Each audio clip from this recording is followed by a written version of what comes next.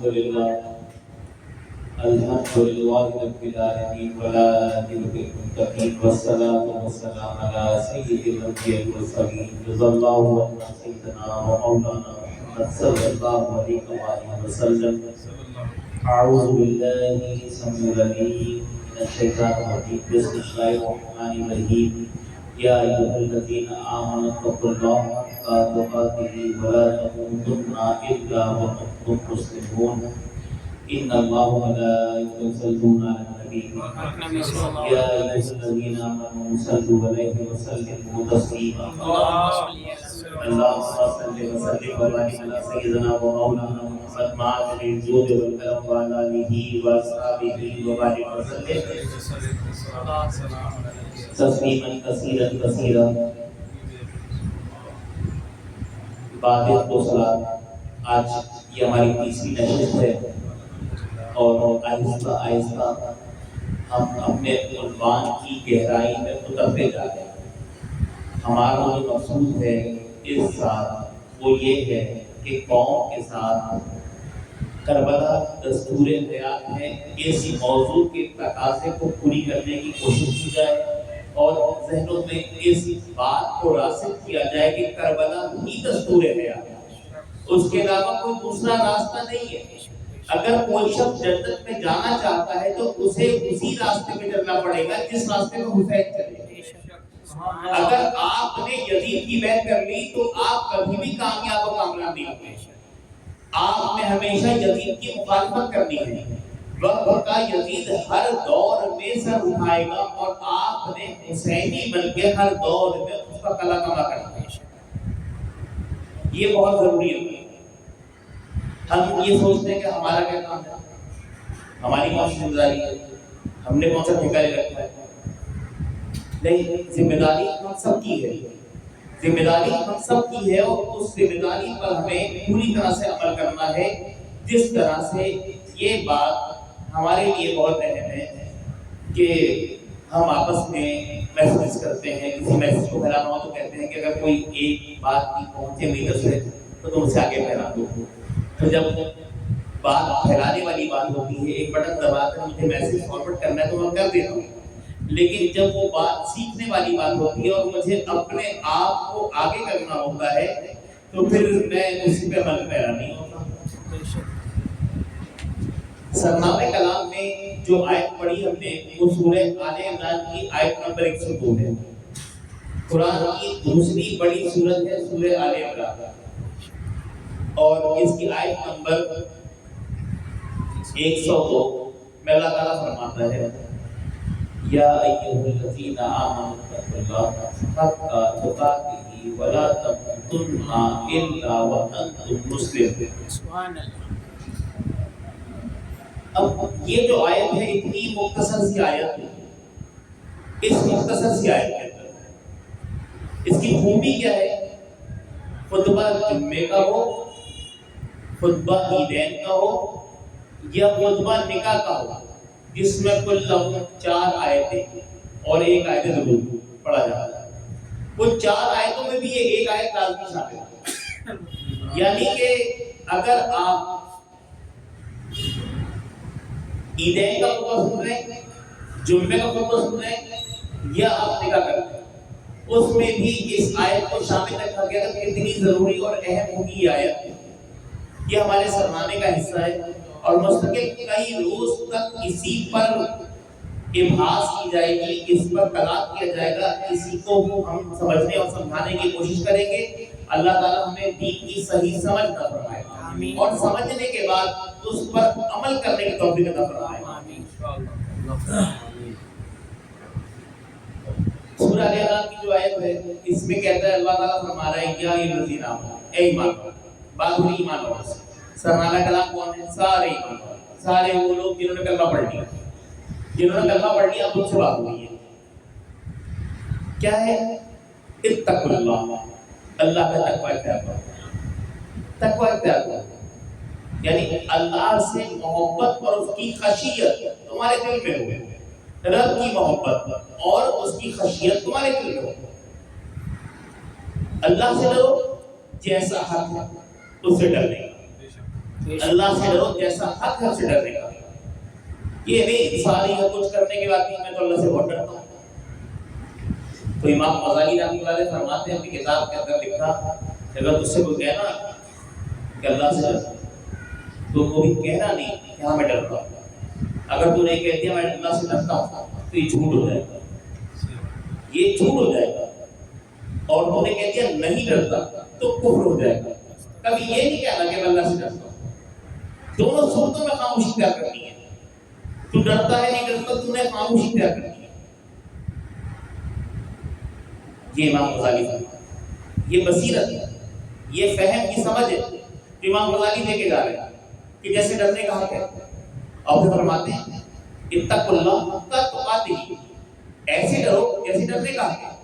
ولا تموتن, اور تم ہرگز نہ مرنا. یہ ہمارے ہاتھ میں تو نہیں, لیکن اگلا مصرع, اگلا جو اس کا جملہ ہے, الفاظ ہیں کون بتانے الا ولا تموتن, یعنی تم ہرگز نہ مرنا الا سوائے وانتم مسلمون, کہ تم مسلمان. یہ تمہیں ہر حال میں اس طرح مرنا ہے کہ تم مسلمان مرو, تم اسلام پہ مرو, تم رسول اللہ کے لائے ہوئے دین پر عمل کرتے ہوئے مرو. تمہیں کسی غیر کی شباہت ضرورت نہیں کہ دین مکمل ہے, کامل ہے, اکمل ہے, اس میں اب کسی غیر کی شباہت کی, غیر کی جو ہے چیزوں کو داخل کرنے کی ضرورت نہیں ہے. اس بات کا خاص خیال رکھا جائے کہ ہمیں دین پر مرنا ہے. اب جہاں تک میرا علم, میرا مطالعہ, میں نے اساتذہ سے جو سیکھا, جہاں جہاں مختلف جگہ تلمیذ کیا اور مدرسے کو پڑھا کئی سال تک, اور اس کے بعد علم کے اس درجے پر پہنچا میں, اس مقام پہ پہنچا میں کہ قرآن شریف کی سب سے مشکل ترین جو آیت ہے وہ یہی آیت ہے, وہ یہی آیت ہے. اور اتنی اہم ہے کہ اسے ہر جگہ شامل حال رکھا گیا. یہ سب سے مشکل ترین آیت ہے. کیوں؟ اس لیے کہ اس میں ہر وقت اللہ سے ڈرنے کا اور اس کا حق ادا کرنے کا, اس کا تقوی اختیار کرنا ہے. پھر اس میں اس بات کا خیال رکھنا ہے کہ ہر حال میں تم ایمان والے ہو مرتے وقت. اچھا, موت کا کچھ پتہ نہیں, موت کا کچھ پتہ نہیں. مولا علی شیر خدا نے پوچھا کہ نبی اکرم کے لاڈلے علی کو پوچھا کہ قریب کیا ہے؟ نے کہا قیامت. آپ فرمانے لگے کہ قریب قیامت ہے. جب آپ سے پوچھا قریب قیامت, قریب قریب کیا ہے؟ نے کہا موت. جب تم پیدا ہوئے تھے تو تمہارے ماتھے میں موت رکھ دی گئی تھی, تمہاری پیشانی میں موت تمہارے لیے پیوست کر دی گئی. اب تمہیں ہر حال میں مرنا ہے, لازمی مرنا ہے, کوئی دوسرا سہارا ہی نہیں, کوئی دوسرا طریقہ کار ہی نہیں ہے. تم مرو گے, تم مرو گے. اب تمہیں ہر حال میں جب مرنا ہے, یہ طے ہو گیا کہ تمہیں مرنا ہے, تو ہر وقت مرنے کی تیاری کرنی ہے. ہم ہر وقت جینے کی تیاری کرتے ہیں, مکان بناتے ہیں, ہم جو ہے دکان بناتے ہیں, ہم شادی کرتے ہیں, ہم ہر چیز پلان کرتے ہیں, ہم ہر کام پلان کرتے ہیں, لیکن ہم جو ہے مرنے کی تیاری کرتے ہیں. ہم اپنی موت کو پلان نہیں کرتے, جبکہ موت تو ایسی ہے کہ مولا علی فرماتے ہیں اتنے قریب ہے. رسول اللہ نے فرمایا کہ جو نوالا تیرے منہ میں ہے وہ حلق سے نیچے نہ ہے, جو سانس اندر گئی ہے وہ باہر نہ آئے, اور جو لفظ جملے میں ادا کر رہا ہوں وہ مکمل نہ ہو. میں دنیا سے پوچھ لیتا ہوں, موت اتنے قریب ہے, موت بندے کے اتنے قریب ہے.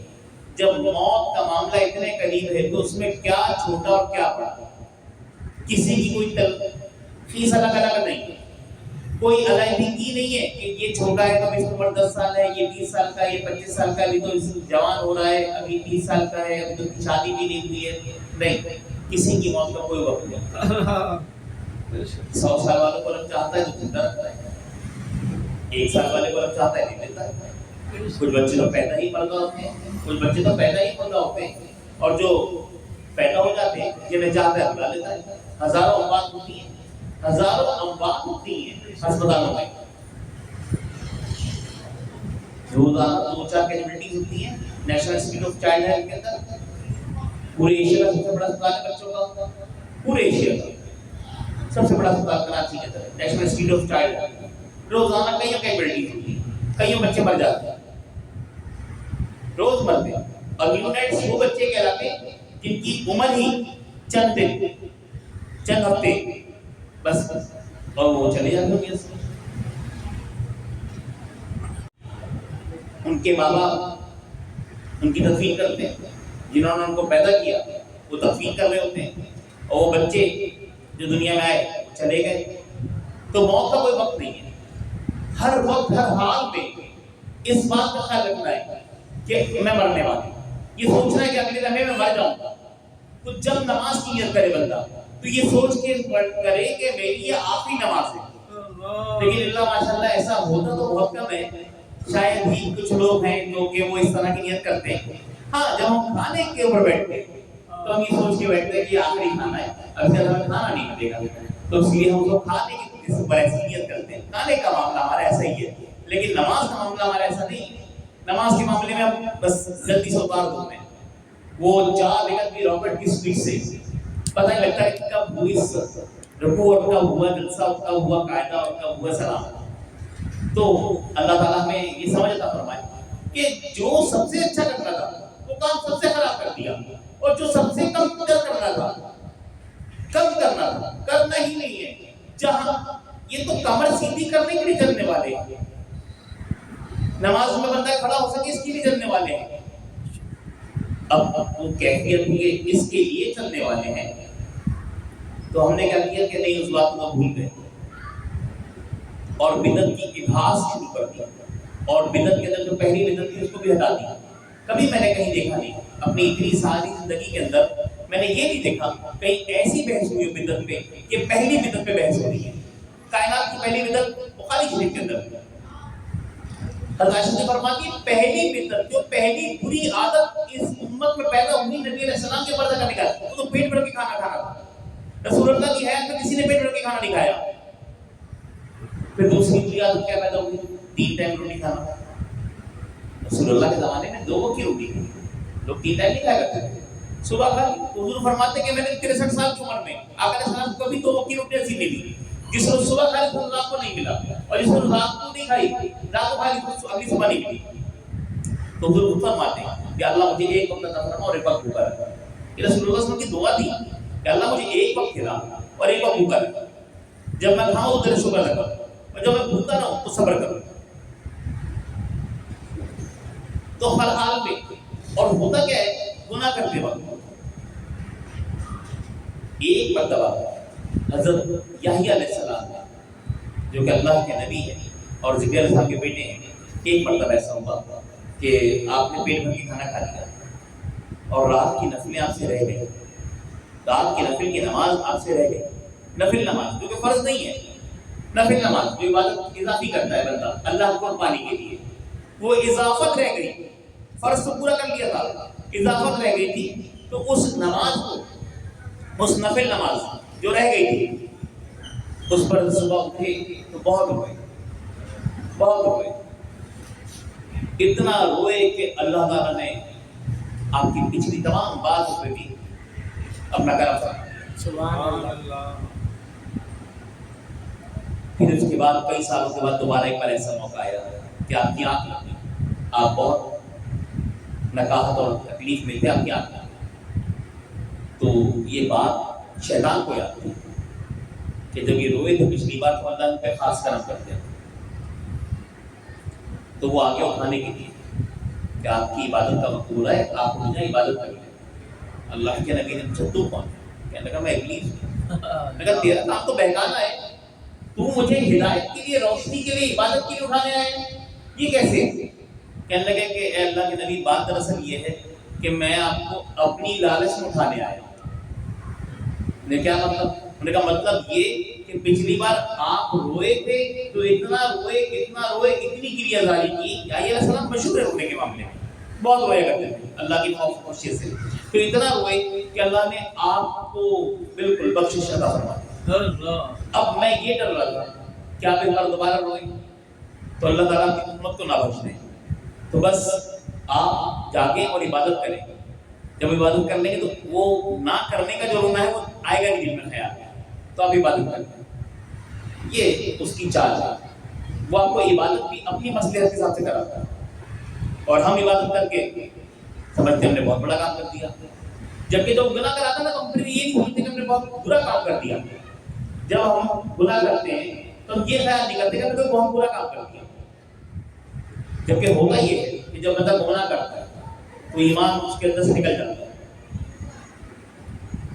اور اگر خدا نہ خاصہ کسی بندہ مومن کو گناہ کرتے وقت موت آ گئی تو ایمان باہر تھا, وہ گناہ پر عمل پیرا تھا, بس اس حالت میں موت آ گئی تو ایمان اس کے اندر نہیں. اب جو مرے گا تو بس اس کا معاملہ تو اللہ ماشاء اللہ بہتر سمجھتے ہیں, کچھ آگے کہنا نہیں چاہ رہا. تو بس اللہ سے دعا کریں کہ کبھی کسی گناہ کے ارتکاب کرتے وقت, غلطی کے ہوتے وقت انسان کو موت نہ آئے. بس جب وہ میں سیدھی حالت میں ہی ہوں, اللہ سے جڑا ہوا ہوں, اس کی قرب کی حالت میں ہوں, اس کے ذکر کی حالت میں ہوں, تبھی موت آئے.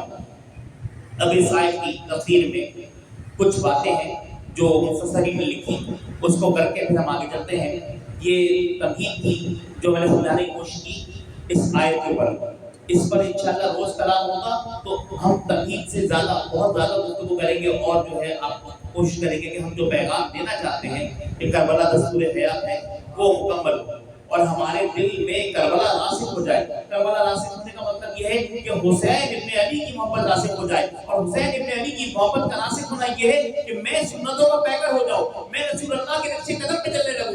جب یہ میں کرنے لگوں گا تو بس اس کے بعد میں صحیح مومن ہو جاؤں گا اور حضور کا میں پیارا ہو جاؤں گا. سبحان اللہ. ایک بار بھی پڑھ لیں اللہ. اب سنیں حضرت انس کیا فرماتے ہیں.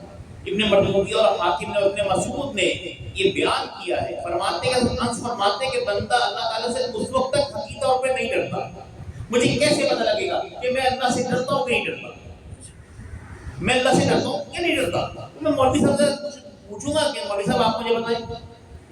نہیں, منافق بھی تو ہوتے ہیں دنیا میں. 5 وقت کی نماز میں پہلی صف میں موجود ہوگا بندہ, لیکن بندہ مومن نہیں, منافق ہے. نبی رسول نے خود نشانی بتائی, اس کے ماتھے پہ بھی نشان ہوتا ہے, اس کے ڈھکنے کے اوپر چڑھے ہوئے ہوتے ہیں. اس کی باتیں دیکھ کر تم ایسا سمجھو گے کہ وہ بڑا زاہد ہے, تو اپنی بات کو کم محسوس کرو گے صحابہ کا خارجیوں کے بارے میں. لیکن وہ دل میں ایمان نہیں ہوتا, میری محبت نہیں ہوتی. تو منافق تو ہوتے ہیں نا. تو میں مولوی صاحب مجھے تو صرف ظاہر دیکھیں گے, مولوی صاحب مجھے صرف ظاہر دیکھیں گے. میرا باطن تو مجھے پتہ ہے نا, میرے اندر کیا چل رہا ہے یہ مجھے پتہ ہے. تو فرماتے کہ بندہ اللہ تعالیٰ سے کب تک حقیقی طور پہ نہیں ڈرتا جب تک کہ وہ اپنی زبان کو تالا نہ لگا لے. جس شخص نے اپنی زبان کو تالا لگا لیا سمجھ لے وہ اللہ کا حقیقی خوف کرنے والا ہے. اللہ سے حقیقی طور پر ڈرنے والے کی نشانی جو بتائی ہے اصحاب نے, وہ یہ بتائی ہے اصحاب رسول صلی اللہ علیہ وسلم نے کہ بندہ اپنی زبان کو تالا لگائے. سعید بن جبیر, ابو عالیہ, ربیع بن انس, ابو قتادہ اور دوسرے مفسرین فرماتے ہیں کہ سورۃ تغابن کی آیت نمبر 16 فاتقوا اللہ ما استطعتم, بس تم ڈرتے رہو اللہ سے جتنی تمہاری استطاعت ہے. حق کا تقاتے ہی کا معنی یہ ہے کہ اس کی راہ میں جہاد کیا جائے, جیسے جہاد کرنے کہا گیا. اور سب سے افضل ترین جہاد انسان کے نفس سے جہاد ہے. جب وہ کسی بات کا, کسی گناہ کا کہے تو آپ اس سے منہ موڑ لیں, یہ افضل ترین جہاد ہے. اور اس کے حکم کے سامنے کسی ملامت کرنے والے کی ملامت کی پرواہ نہ کی جائے. یعنی جو کام اللہ کے لیے کرنا ہے تو آپ کہتے ہیں یار یہ کام میں کروں گا تو لوگ کیا کہیں گے, نیکی ہے, ہدایت ہے, تو یہ لیکن میں کروں گا تو لوگ کیا کہیں گے, یہ میرے رتبے اور مقام اور اسٹیٹس کے مطابق نہیں ہے. تو وہ فرما رہے ہیں کہ کسی ملامت کرنے والے کی ملامت کا خوف نہ کریں.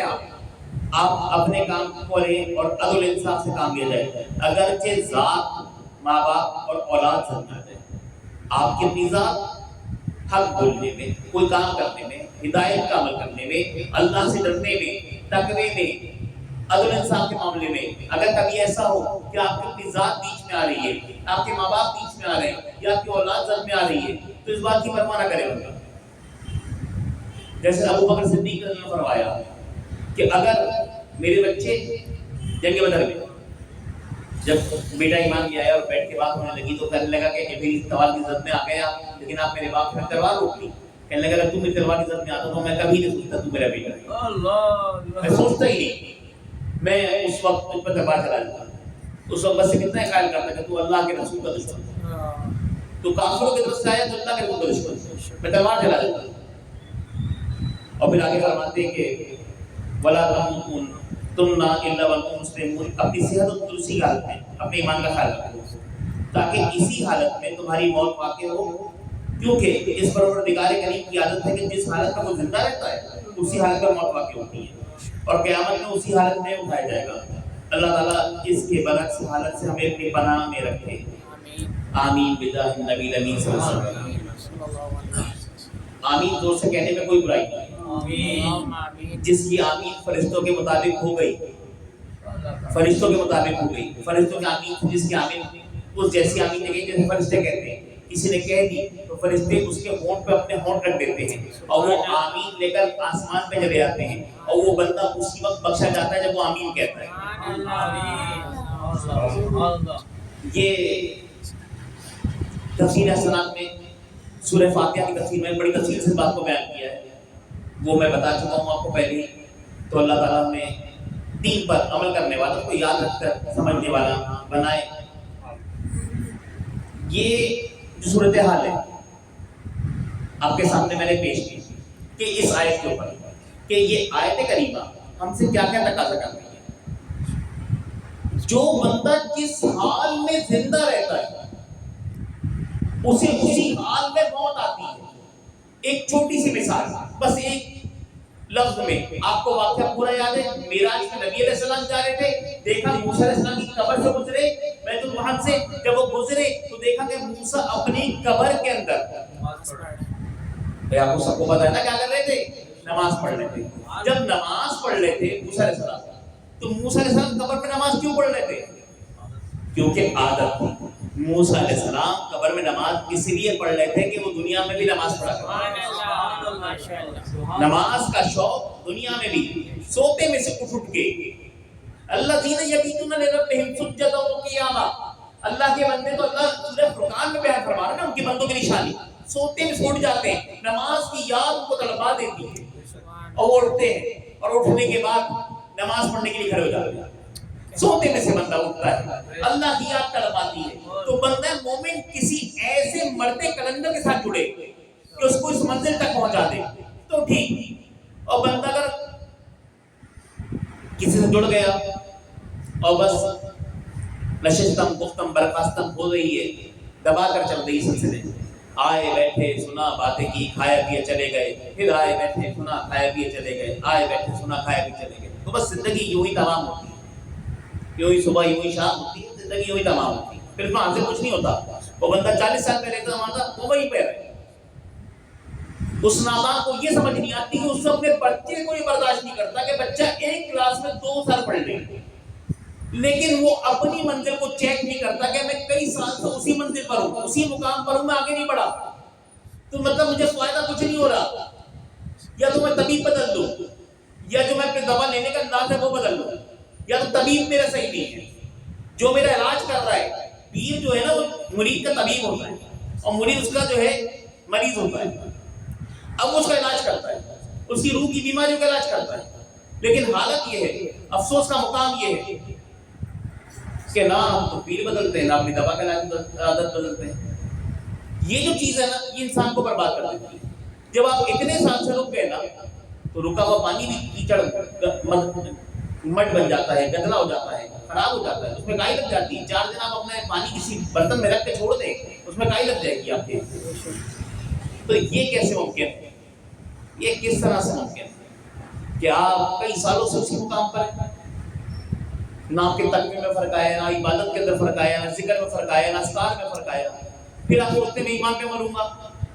جب آپ ٹھہر گئے ایک منزل پہ تو ایمان پہ کیسے مریں گے؟ ایمان پہ مرنے کے لیے ہر روز ایمان کے لیے جستجو کرنا ضروری ہے. روزانہ ایمان کو بہتر کریں، روزانہ اس کو جیسے دانت برش کرتے ہیں، جیسے اپنا منہ دھوتے ہیں، کریم لگاتے ہیں، روزانہ اپنے آپ کو چمکاتے ہیں. اپنے بڑھاپے کو ظاہر نہیں ہونے دیتے. اور ایمان کی خوبی ہے کہ جتنا بوڑھا ہوگا ایمان اتنا طاقتور ہوگا. ایمان بوڑھا ہونے کے بعد کمزور نہیں ہوتا, ایمان تو طاقتور ہوتا ہے. یہ بڑی اہم آیت ہے اور بڑی مشکل ترین آیت ہے کہ ہر وقت مجھے اس بات کا خیال رکھنا ہے کہ کہیں ایسا نہ ہو کہ میں غلطی کر رہا ہوں. مجھے دل میں خیال آنا چاہیے. اور یہ بھی ایک بڑی مقام کی بات ہے کہ آپ جب گناہ کریں تو آپ کو اللہ کی یاد آ جائے. یہ بڑے خاص کرم کی بات ہے کہ آپ گناہ کرنے لگے اور آپ کو رب کی یاد آ جائے, رب کا خیال آئے اور آپ گناہ چھوڑ دیں, پھر تو وہ اللہ کا ولی ہے. سرکار مقصد سے یہی پوچھا تھا کہ ایک شخص بار بار گناہ کرتا ہے اور پھر توبہ کر لیتا ہے, آپ کے بارے میں کیا کہتے ہیں؟ وہ تو اللہ کا ولی ہے. اگر گناہ کر کے توبہ کرتا ہے آپ اس کو اللہ کا ولی کہتے ہیں؟ ہاں اللہ کا ولی کہہ رہا ہوں. واللہ یحب التوابین, اور اللہ توبہ کرنے والوں کو پسند کرتا ہے. جسے پسند کرتا ہے اسی کو دوست بناتا ہے, جسے پسند نہ کرے تو دوست کیسے بنائے گا؟ تو یہ ہے مسئلہ جو آپ کے سامنے بیان کیا میں نے کہ آپ نے اپنی فکر کرنی ہے, اپنے آپ کو چیک کرنا ہے اور اسی حال پہ رہنا ہے جس حال پہ آپ مرنا چاہتے ہیں نا وہ کام کرنا شروع کر دیں. جب میں نماز پڑھوں گا جماعت کے ساتھ, جب میں عبادت کروں گا, ذکر کروں گا, تو مجھے ان حالتوں میں موت آئے گی, تو میں مرنے کے نہیں کروں گا. بہت ساری خبریں آپ نے پڑھی ہوں گی, بہت ساری ایسی کتابیں ہیں. علامہ جلال الدین نے بھی قبر کا جب منظر لکھا اور حال نامہ لکھا تو اس میں لکھا کہ قبر سے آوازیں آتی گدھے کے چیخنے کی اور گالی بکنے کی, اس طرح کی. تو اس کا معاملہ پتہ کیا تو کہنے لگا کہ وہ دنیا میں بھی ایسے گدھے کرتا تھا, حرام کھایا کرتا تھا, تو گدھے کی آواز آتی قبر میں. جب سزا ہوتا تو گدھے کی آواز آتی. جو آپ بکرے ہوتے ہیں نا, آپ دیکھیں نا بہت سارے بچوں کو ڈاکٹر کہتے ہیں کہ بچہ جو دن میں بڑبڑاتا ہے نا تو سب دن وہی بول رہا ہوتا ہے. جو بچے بہت زیادہ کرکٹ کھیل رہے ہوتے ہیں ان کی حالت دیکھیں, اور آپ کو ابھی جلدی گیند تو رن لے لو, بھاگ جاؤ, ایک بال کر دو, ایک بات یہ ہے. تو بس اس طرح کی کیفیت رہتی ہے. تو پھر اس کی زبان پہ وہی الفاظ رہتے ہیں, وہی الفاظ رہتے ہیں. مولانا روم کا ایک واقعہ میں نے کئی سال پہلے سنایا تھا. ایک شخص نے طوطا پالا تھا اور وہ طوطا کلمہ پڑھتا تھا اور وہ بڑا خوش تھے اس بات پہ. بس ایک لمحے کو میں یہاں پر ایک اشارہ تک جو ایک بات کہہ کے جانا چاہ رہا ہوں. وہ بڑا خوش تھا طوطے کے پالنے پہ, اور لوگ اس کو دیکھنے آتے کہ تیرا طوطا کلمہ پڑھتا ہے. اور اس کے بعد ایک دن طوطے بلی نے جھپٹا حملہ کیا اور اس کو جھپٹ دیا. جب بلی نے حملہ کیا نا تو طوطا ٹائے ٹائے کرنے لگا. وہ طوطا باہر سے بدلا تھا, اندر سے نہیں بدلا تھا. ایمان کی کیفیت یہ ہے کہ بندے کے ظاہر و باطن کو یکساں کر دیتی ہے. سبحان اللہ, ایمان کی کیفیت ہے.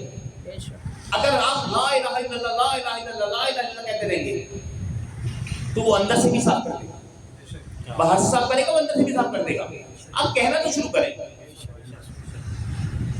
تو لوگوں نے جب اس کی بلی نے جھپٹا مارا, اس نے ٹینٹے کرا, طوطا مر گیا اس کا, تو وہ بہت غمزدہ و غمگین رہنے لگا. تو لوگوں نے, دوستوں نے, یاروں نے مل کے آئے, ملنے جلے, سے کہا بھائی کیوں پریشان ہے, کیا بات ہو گئی, ایسا کیا کام لگ گیا تجھے کہ تو نہ نکلتا ہے باہر, نہ بات کرتا, نہ ملتا ہے. کوئی ایسی بات تو نہیں ہے, ایک طوطا اور نیا لے لے, ایک نیا طوطا لے لے. اگر تجھے پیسے کا مسئلہ ہم طوطا لا دیتے, اس کو سکھا لے بیٹھ کے, کچھ دن لگے گا وہ کلمہ پڑھنے لگے گا. کہ نہیں مسئلہ یہ نہیں ہے. مولانا فرماتے ہیں میں اس لیے پریشان نہیں ہوں.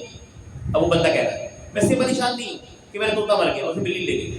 میں اس لیے پریشان ہوں کہ طوطا دن میں 1000 مرتبہ لا الہ الا اللہ کہتا تھا, جب بلی نے جھپٹا مارا تو اس کے منہ سے کلمہ نہیں نکلا. میں اپنی حالت سوچتا ہوں میں 100 مرتبہ نہیں کہہ پاتا. اگر مجھے جب اسرائیل علیہ السلام, بلی کے جھپٹا اور اسرائیل علیہ السلام کا موت کا روح نکالنا, زمین آسمان کا فرق ہے اسرائیل کی طاقتوں میں اور بلی کے جھپٹے میں, تو طوطے سے برداشت نہیں ہوئی بلی کا جھپٹا. جب اسرائیل مجھے پکڑیں گے اور مجھے دبوچیں گے اور میری روح نکالیں گے تو اس وقت میرا حالت کیا ہوگا؟ کیا میری زبان پہ کلمہ آئے گا یا نہیں آئے گا؟ یہ سوچ کے پریشان ہے. ایک مومن اپنے بارے میں ہر وقت سوچتا ہے.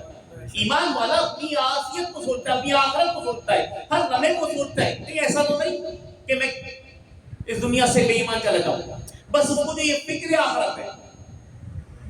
اگر ہم فرماتے ہیں جب وہ خیال آئے آخرت کا, قبر کا, انتہائی خطرناک ترین منزل ہے قبر کا, وہ خیال آئے اور اس کی آنکھیں نم ہو جائیں, اس کے آنسو نکل جائیں, تو وہ شخص جنتی ہے.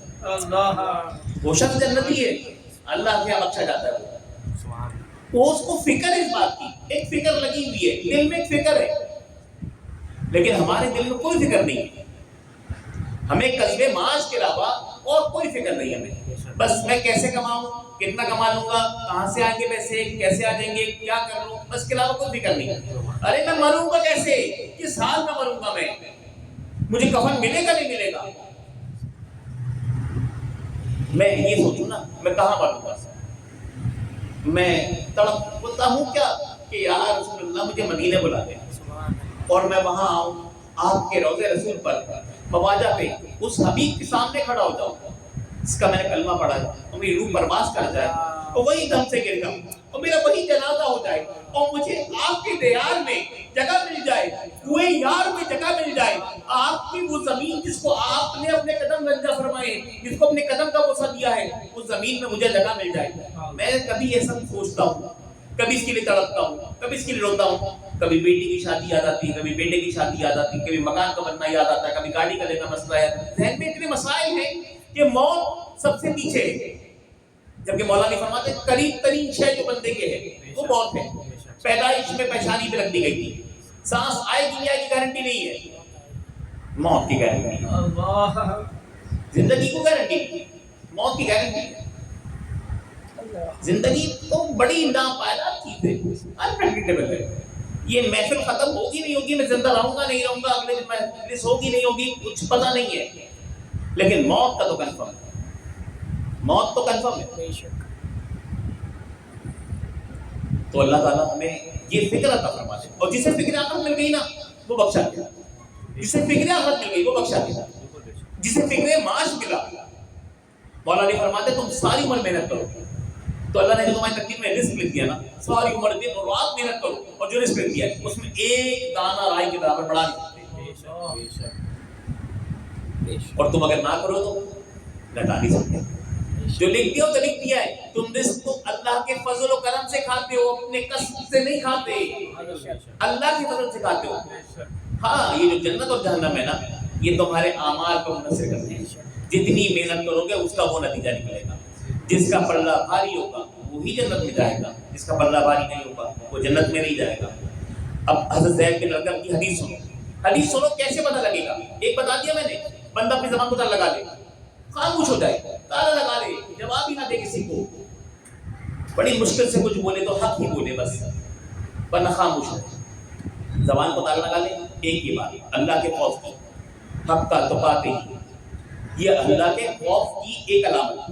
پھر دوسری علامت میں نے آپ کو بیان کی، اب جو ہے تیسری علامت، یہ دیکھیے زید بن ارقم رضی اللہ فرماتے ہیں، آقا کا اسلام فرماتے ہیں 5 چیزیں ایسی ہیں کہ اس کو نصیب ہو جائے تو وہ آخرت کے عمل کا تارک نہیں سکتا، یعنی آخرت کی فکر اس کی کبھی ختم نہیں ہوگی، اس کو آخرت کی فکر لگی رہے گی، وہ آخرت کے لیے پریشان رہے گا، وہ آخرت کی تیاری کرتا رہے گا۔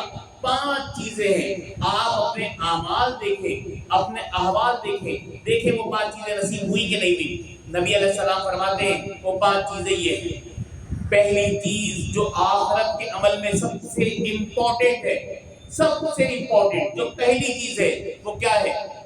نیک بیوی۔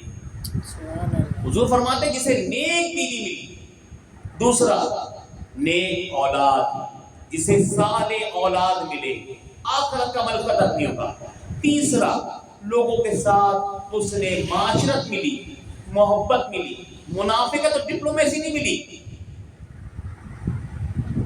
ہم کیا کرتے ہیں؟ منافقت کرتے ہیں، آپ کے منہ پر آپ کے اور آپ کے پیچھے آپ کے نہیں ہے، بالکل منافقوں والا ہے ہمارا آج طرز معاشرت، نہیں طرز معاشرت ہو مومنوں والا، وہ حسن سلوک کے ساتھ۔ چوتھا اپنے ملک میں روزگار ملا، اور 5واں آقا علیہ السلام فرماتے ہیں وہ اہل بیتی، اور میرے آل کی جسے محبت ملی نا، جسے حسنین کی محبت ملی، جسے سیدہ کی بچوں کی محبت ملی، وہ شخص قیامت کے عمل کا تارک، آخرت کا تارک نہیں ہو سکتا۔ یہ مسند الفردوس کی حدیث ہے، جسے چیک کرنی ہو جا کر لے، 2974 حدیث کا نمبر ہے۔ آج کل ہمارے بڑا مسئلہ ہے کہ حدیث کہاں سے پڑھی، حوالہ دے دیتے زیادہ اچھا ہوتا، تو پھر وہ اسی لیے میں نے حوالہ بھی دے دیا کہ جاؤ چیک کر لو، مسند الفردوس کی حدیث ہے۔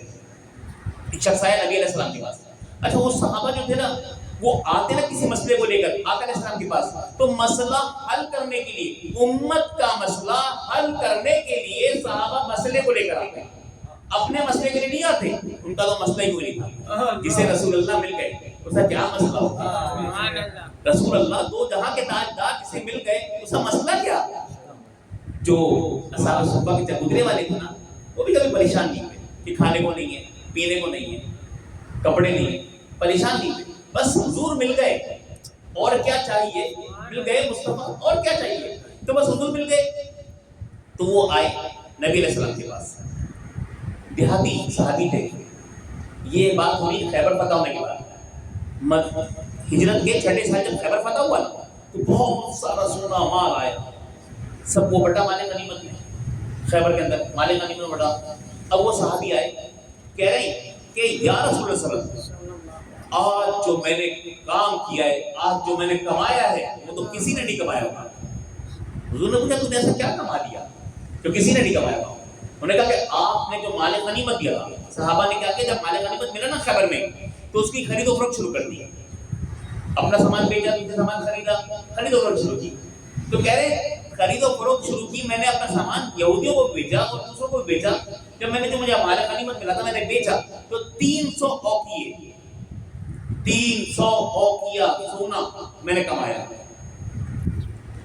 نبی علیہ السلام نے کہا تجھے بتاؤ اس سے زیادہ منافع والا سودا کس کا ہے؟ اب آقا علیہ السلام کیا کہتے ہیں، تجھے بتاؤ اس سے زیادہ منافع والا سودا کس کا ہے؟ میں نے کہا یا رسول اللہ اس سے زیادہ کوئی منافع ہو؟ 300 اوقیے میں نے کما لیے، زندگی میں نہیں کمایا تھا، ایک دن میں نے کما لیا. تو آپ اگر 30-35 لاکھ ایک دن میں کما لیں تو یار تو میں تو عمر بھر میں نہیں کما سکتا، 30-35 لاکھ میں ایک دن میں کما لیے، یہ تو بڑا کمال ہو گیا میرے ساتھ. اب وہ کہہ رہے ہیں، حضور کہہ رہے ہیں میں تجھے اس سے کام کو بتاؤں، اس سے زیادہ فائدہ کا سودا بتاؤں کس کا ہے؟ میں نے کہا ہاں کس کا ہے یا رسول اللہ صلی اللہ علیہ وسلم؟ تب وہ جب پوچھا نا آقا رحمان نے فرمایا رکعتین عبادی بعد الصلاۃ، جو شخص فرض نماز پڑھنے کے بعد 2 رکعت نفل نماز پڑھ لے اس کو اللہ تعالیٰ اس سے زیادہ نفع عطا فرماتا ہے. اب جو شخص یہ کرتا ہے کہ فرض کے بعد 2 رکعت نفل پڑھ لے، آپ کی مغرب کی 7 رکعت نفل ہے، 7 رکعت نماز ہے، 2 رکعت اضافی پڑھ لیں، وہ 6 ابوین کی ہو جائے گی، آپ کا فائدہ ہی فائدہ ہے. ظہر کی 12 ہے تو ایک اضافی پڑھ لیں. جو 2 رکعت پڑھ لیتا ہے نا اضافی، جو 2 رکعت پڑھتا ہے تو 2 رکعت کا فائدہ یہ ہے کہ اللہ تعالیٰ اس 2 رکعت کی وجہ سے اسے اس سے زیادہ نفع دیتا ہے. تو وہ اس کے پاس زیادہ نفع کا سودا ہے جس نے 2 رکعت پڑھ لی ہے. آج ہمارے پاس ٹائم نہیں ہے.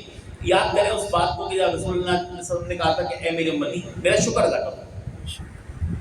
انہوں نے پوچھا کس بات کا؟ تو انہوں نے کہا اس بات کا کہ جب اللہ نبیوں کو امت اور امتیوں کو نبی دے رہا تھا تو اس وقت میں نے تمہیں چنا. تمام نبیوں کو اللہ نے خود امتی دی ہے لیکن میں نے تمہیں خود چنا ہے. تو ہم تو خوش نصیب ہیں جنہیں رسول اللہ نے چنا ہے. تو پھر میں نے اس پر یہ کہا تھا کہ آپ 2 رکعت شکرانے کے، حضور نے کہا شکر ادا کرو تو 2 رکعت شکرانے کے نفل رضو نبی کریم صلی اللہ علیہ وسلم کے نام کے روز پڑھا کریں، روز پڑھا کریں 2 رکعت نفل.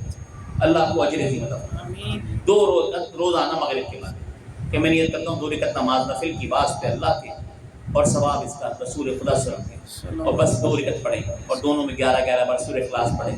اللہ کو اجر عظیم عطا فرمائے. اس صحابی نے 300 کے کمائے تھے، آپ اس سے زیادہ نفع کا سودا کریں گے. بات اتنی سی ہے کہ ہم بس سودا کرنے کو تیار ہو جائیں، ہم اس چیز کو تیار ہو جائیں کہ جو سودا ہمیں کرنا ہے، جو ہے بات سکھائی جا رہی ہے، عمل پیدا ہو جائے.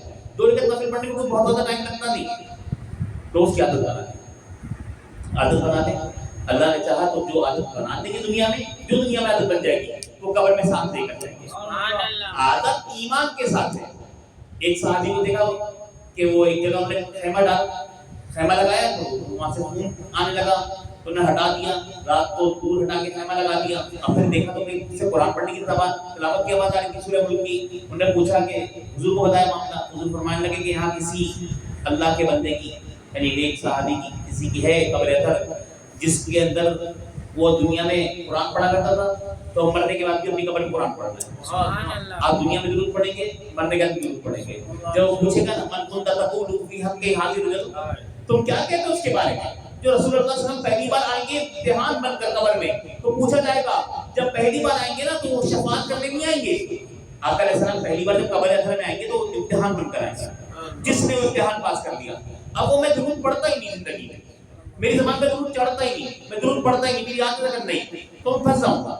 وہ جس وقت جس نے اس پڑھ لیا نا تو بس یا نبی سلام علیکم. اب وہ جو یا نبی میں کہوں گا نا، تو آج تک جو یا نبی کہہ رہا تھا میں، وہ تصور کر کے کہہ رہا تھا رسول اللہ وہاں پر، میں یہاں پر، اور جب میں قبر اطہر میں میرے سامنے کھڑے ہوں گے پھر میں کہوں گا یا نبی، اے نبی سلام علیکم، آپ پر سلام. اب وہ جب میں اس وقت یہ کہوں گا کہ یہ تو میرے محبوب ہیں، یہ تو رسول اللہ ہیں، ان پہ ساری مردود پڑتا تھا اس شوق میں کہ مجھے کسی روز اپنے موالے کے سامنے کھڑا کر لیں. آج میرے دل کے سامنے مر کر آیا ہوں اس دلربا کے واسطے. میں مرا بھی اسی لیے ہوں، پڑھنے کا شوق اسی لیے تھا کہ حضور کی وہاں زیارت ہوگی، حضور کی وہاں ملاقات ہوگی، رسول اللہ سے ملنا، اس لیے اس شوق میں مر کر آیا ہوں اس دلربا کے واسطے. تو پھر وہ جب یہ اعمال ہوں گے نا تو انشاءاللہ فائدہ ملے گا. بے شک مرنے والے کی نشانی سرکار موصول فرماتے ہیں کہ وہ یہ ہے کہ وہ اپنی عبادت کو چھپاتا ہے، اپنی عبادت کو چھپاتا ہے. ایسے جیسے عورت اپنے ناپاکی کپڑے چھپاتی ہے، ویسے وہ اپنی باتیں چھپاتی ہے. عبادت چھپ کے کریں، جتنا ہو سکے کریں لیکن چھپ کے کریں، عبادت کو چھپائے. اللہ تعالیٰ نے عبادت کرنے کی توفیق عطا فرمائے.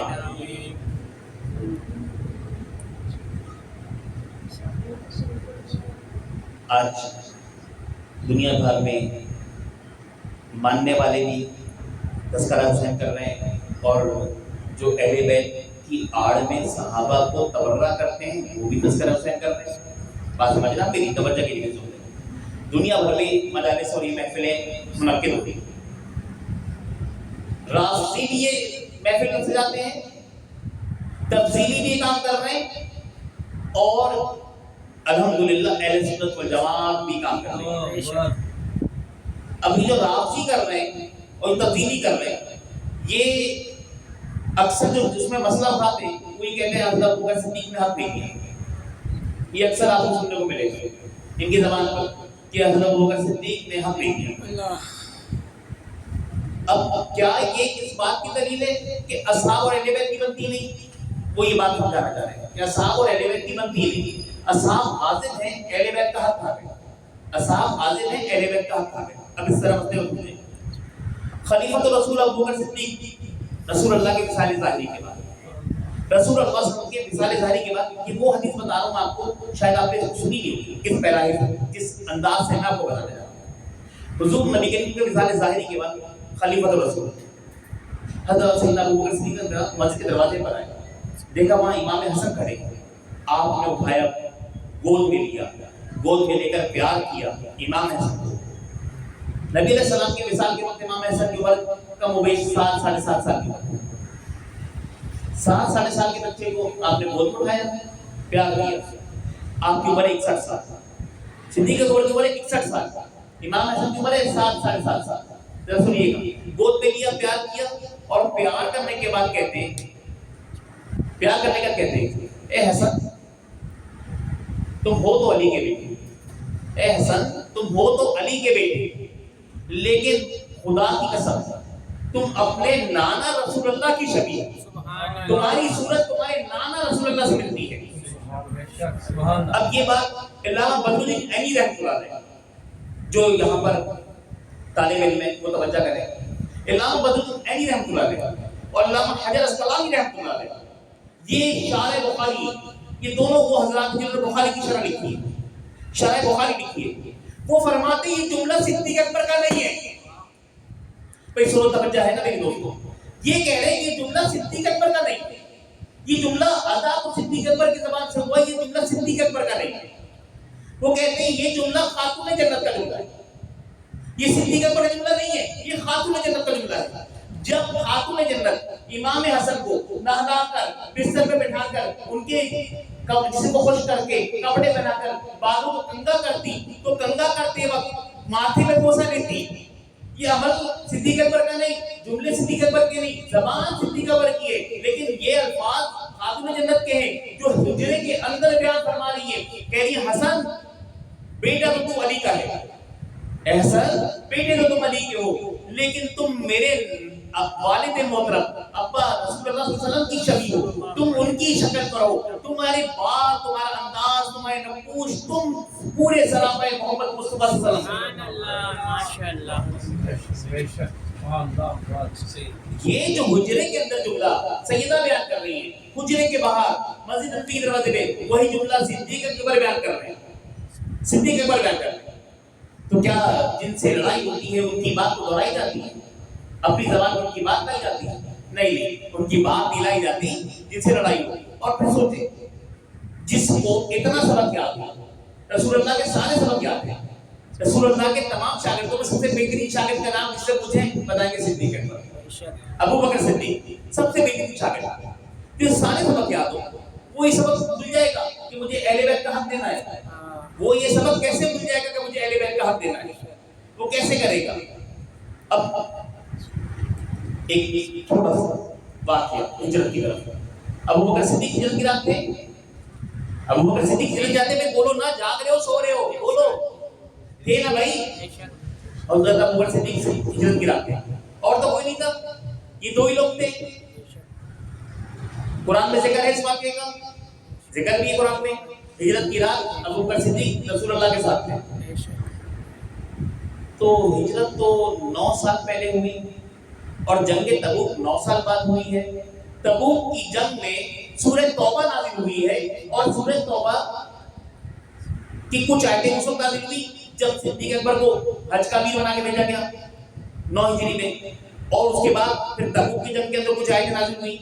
اب یہ آیت نازل ہو رہی تبوک کی جنگ میں اور وہاں اللہ فرما رہا ہے ثانی اثنین اذ ہما فی الغار اذ یقول لصاحبہ لا تحزن ان اللہ معنا. وہ جو دوسرا شخص ہے نا غار میں اللہ اور اس کے رسول کے علاوہ وہ صدیق اکبر ہے. تو بھائی اللہ کو اگر یہ آیت نازل ہی کرنی تھی، قرآن میں صدیق کا ذکر ڈالنا ہی تھا، تو 9 سال تک انتظار کیوں کیا؟ 9 سال انتظار کر کے کسی کا احسان جتاؤ میں ہمیں کوئی کچھ کہتا ہے تو ہم کہتے ہیں تھینکس فوراً زبان سے. اور ہمیں سکھائی یہ بات جاتی ہے کہ فوراً شکریہ ادا کرو. کوئی تم پہ احسان کرے اور تم اس کے بدلہ نہ چکا دو تو بدلے میں شکریہ ضرور ادا کرو. اگر میں اس کے احسان کا بدلہ نہیں چکا سکتا تو میں کیا کروں گا؟ شکریہ ادا کروں گا. یہ تو کہہ دوں گا زبان سے، شکریہ کا ہوگا. 9 سال کے بعد اللہ تعالیٰ نے وہ آیتیں بھیجی. کیوں؟ سنیں وجہ کیوں. 6 ہجری میں بیعت رضوان ہوئی ہے. 6 ہجری میں بیعت رضوان ہوئی ہے اور سورہ فتح میں 26ویں سپارے میں لقد رضی اللہ عن المؤمنین اذ یبایعونک تحت الشجر.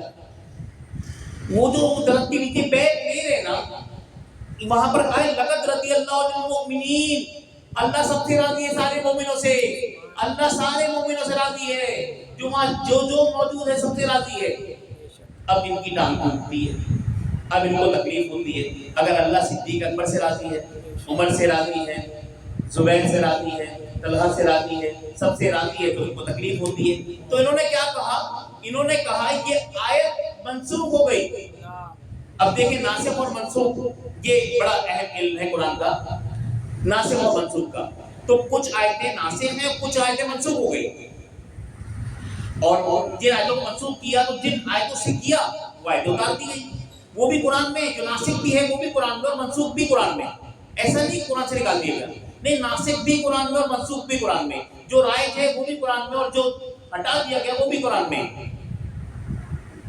وہ مولا علی کی بات کہ جب تم رسول اللہ سے کلام کرو تو پھر کچھ جو ہے صدقہ کر دیا کرو.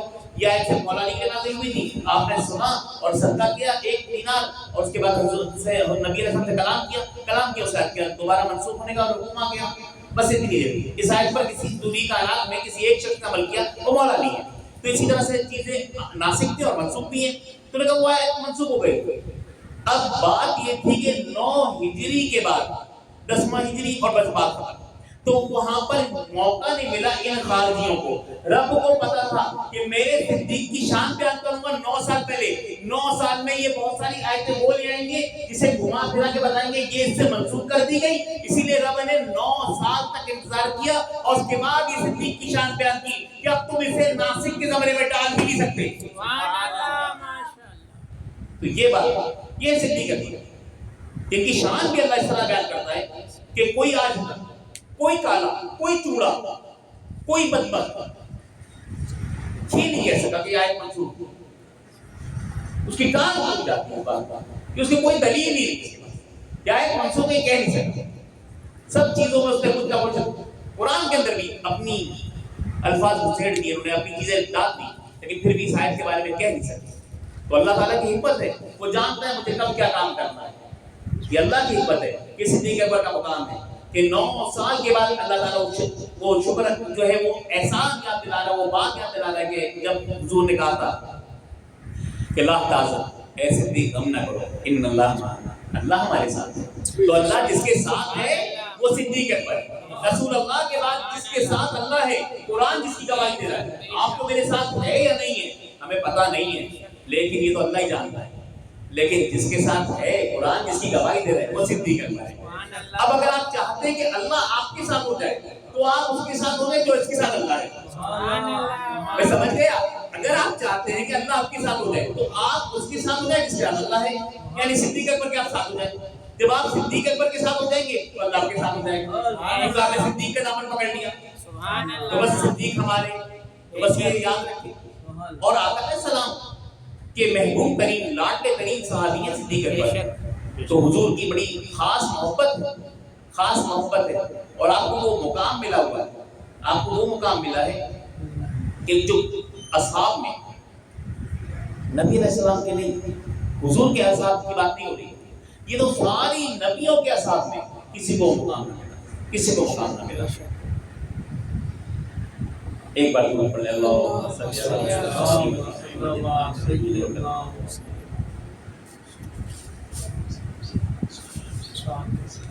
امام حسن کی تذکرہ نکل آیا ہے تو ایک اور چھوٹی سی بات پیش کر دوں. امام حسن جب امیر معاویہ کے پاس پہنچے نا, اس پر بھی ان کے پیٹ میں بڑا درد ہوا. ان کالوں کے پیٹ میں درد یہ دوسری بات ہے اس پر ہوتا ہے. تو 40,000 کا لشکر تھا جس نے بیعت کی تھی اس بات پر کہ ہم جان دے دیں گے لیکن آپ کا ساتھ نہیں چھوڑیں گے. اور امیر معاویہ کا لشکر سامنے وہ جب پہنچے تو آپ نے دل میں طے کر دیا کہ یہ 40,000 کا لشکر اگر میں نے امیر معاویہ سے صلح کر لی تو میرے خلاف ہو جائے گا, میرا دشمن ہو جائے گا, میرا دشمن ہو جائے گا 40,000 کا لشکر, اور میری جان کے در پہ ہو جائے گا. جو بیعت کرتا ہے وہ مرید ہوتا ہے اور جس کی بیعت کی جاتی ہے وہ پیر ہوتا ہے. آپ پیر کو رائے نہیں دیتے until unless کہ پیر شریعت کے خلاف نہ کرتا. ہاں شریعت کے خلاف کر رہا ہے تو پھر مولانا روم سے لے گا اور پیر مہر کی شاہ صاحب. ہمارے بزرگوں نے ہمیں سکھایا ہے, ہمیں بات بتائی ہے کہ اگر پیر صاحب کچھ غلط کرے تو ایک ہی بات رکھے گا, ہم نے کلمہ رسول اللہ کا پڑھا ہے, پیر صاحب کا نہیں پڑھا. ہم اس پہ عمل کریں گے جو رسول اللہ کا دین ہے. پیر صاحب کچھ بھی کہتے رہے, پیر صاحب کچھ بھی کہتے رہے, شریعت کے خلاف کسی کی بات نہیں مانوں. میں رسول اللہ کی شریعت کے خلاف کسی کی بات نہیں مانوں گا. دین رسول اللہ لے کر آئے, یہ دین رسول اللہ کا ہے, پیر صاحب کا نہیں ہے. پیر صاحب کی میں کوئی بات نہیں مانوں گا شریعت کے خلاف. ہاں میں پیر صاحب کی کیوں مانوں گا, میں تو رسول اللہ کی مانوں گا. میں نے پیر مہدی صاحب نے سکھا کے گئے ہیں, یہ اپنے تمام امت کے لیے مسئلہ, اور خود آپ سرکار غوث پاک کی اولاد ہیں, خود رسول اللہ کی اولاد ہیں آپ, اور آپ کہہ کے گئے میں نے نانا رسول اللہ کلمہ پڑھا ہے, میں نے تو حضور کا کلمہ پڑھا ہے, میں نے پیر صاحب کا کلمہ تھوڑی پڑھا ہے. پیر صاحب کی نہیں مانوں گا رسول اللہ کی. تو بس ہر حال میں ہمیں رسول اللہ کی اطاعت کر رہی ہے. اطیع رسول کا لفظ آیا, اطیع پیر کا نہیں آیا. پیر صاحب کی اطاعت نہیں کرنی, رسول اللہ کی اطاعت کرنی ہے. ہمارے معاشرے میں جعلی نوٹ اتنا زیادہ پھیل گیا ہے کہ اصلی نوٹ کم ہی ملتا ہے. اسی لیے وہ جو جعلی بیٹھے ہوئے نا ڈبے, منگل بدھ جمعرات پیر کے ساتھ منگل بدھ جمعرات میں بیٹھے ہوئے وہ جمعے تک, تو جو بیٹھے ہوئے نا تو انہوں نے دکان چلانے کے لیے نہیں پیر صاحب کی نہیں مانو گے تو ہو جائے گا, تمہیں یہ ہو جائے گا, تمہیں وہ ہو جائے گا, تمہیں مسئلہ ہو جائے گا, تم یوں ہو جاؤ گے, اور تم قبر میں کیا ہوگا. یہ بتائیے جس نے کسی کی مرید بیعت نہیں کی کیا وہ جہنم میں جائے گا؟ نہیں. رسول اللہ اپنے تمام امتیوں کے سامنے ہیں, حضور کا امتی ہونا اس کی شفاعت کے لیے کافی ہے. پھر سرکار غوث پاک میں تو نہیں کہا میری مرید ہو جاؤ. وہ کہتے ہیں کہ جس نے مجھے پکارا میں اس کی مدد کروں گا. وہ تو ہندوؤں کی مدد کرنے چلے گئے, وہ تو غیر مسلموں کی مدد کرنے چلے گئے. جب حضور غوث العظم کو یہ مسئلہ نہیں کہ تو میرا مرید ہے کہ نہیں ہے, بس تو میرا نام لیتا ہے, تو بس اللہ نے مجھے تصرف دیا ہے, عطانی رفعت لتم منانی, پھر میں تیری مدد پاؤں گا. یہ تو میں مدد پاؤں گا. حضور نے غوث پاک یہ کب کہا کہ تو میرا مرید ہوتا ہے. بڑے بڑے پیروں کے ایسے واقعات ہیں جس میں ان کی غلط روش کی وجہ سے مریدوں نے ساتھ چھوڑ دیا، چلے گئے چھوڑ دیا. تو ایسا نہیں ہے. شیخ سنان سے لے کر بہت سارے بزرگ ایسے گزرے جن سے کچھ غلطیاں ہو گئی، چھوڑ دیا مریدوں نے ساتھ. شریعت کے خلاف کسی بات پر کسی کی تائید کرنا جائز نہیں ہے، اور کچھ بھی نہیں ہوتا اس سے. اور جو آج کل بیعت ہوتی ہے نا، یہ وہ بیعت نہیں ہے، یہ وہ بیعت نہیں ہے، یہ رسمی بیعت کہلاتی ہے. یہ رسمی بیعت کہلاتی ہے، یہ رسم. بیعت جو ہوتی تھی نا وہ ہوتی نہیں، بیعت اب ہوتی نہیں. یہ رسمی ہے، رسم ہو جاتی ہے، بس صحیح ہے، گزارا ہو جاتا ہے. ان کا بھی دکان چل رہی ہے، ان کی بھی دکان چل رہی ہے. تو امام حسن فرماتے کہ میرے دل میں خیال آیا اور میں نے کسی سے خیال شیئر نہیں کیا کہ میں امیر معاویہ سے صلح کروں گا، کیونکہ نانا نے فرمایا نا کہ میرا بیٹا حسن 2 مسلمانوں کے بڑی لشکروں میں صلح کرائے گا. چاہتا تو میرے 40,000 کا لشکر ایسا تھا کہ ان کے 1.25 لاکھ کا لشکر طے کر دیتا، لیکن میں نے جو ہے اس بات کو اہمیت دی تھی. میرے دل میں یہ بات خیال ہے کہ میں صلح کروں امیر معاویہ سے. تخت کی آرزو مجھے کوئی بھی نہیں، تخت کی آرزو مجھے کوئی بھی نہیں. تو بس آپ نے صلح کر. جب آپ نے صلح کی نا تو یہ لشکر آپ کے مخالف ہو گیا، لیکن آپ شیر کے بیٹے تھے نا، لشکر آپ کے مخالف ہو گیا، آپ کی جان کی طرف ہو گیا، لیکن آپ شیر کے بیٹے تھے، علی مرتضیٰ کے بیٹے تھے. تو آپ نے ثابت کر دکھایا، وہ ثابت کر دکھایا آپ نے کہ میں جس شیر کا بیٹا ہوں نا، وہ ڈرتا نہیں. 40,000 کا لشکر آپ کا مخالف ہے، لیکن آپ نے جو ہے حضرت امیر معاویہ سے صلح کو ترجیح دی اور صلح کر اور کہا حکومت میں نے امیر معاویہ کو دی، امارت میں نے امیر معاویہ کو دی. اب امیر معاویہ پوری اسلامی سلطنت میں ایک ہی حاکم، ایک ہی بادشاہ، ایک ہی فرمانروا ہے، اور اس مسلمانوں کے پہلے بادشاہ حضرت امیر معاویہ رضی اللہ عنہ. امام حسن بھی یاد رکھیں، جس سے امام حسن یعنی امام حسین کے پیر صاحب. اب میں کھل کے بات کر رہا ہوں، میں پیر مریدی کا فلسفہ سمجھا دوں. سنیں، امام حسین کے پیر صاحب کون؟ امام حسن. امام حسین کے پیر صاحب یعنی امام حسن، جس سے پیر صاحب دوستی کر لیں گے اس سے ہماری دوستی. سبحان اللہ. جس سے پیر صاحب دوستی کر لیں گے اس سے ہماری دوستی ہے.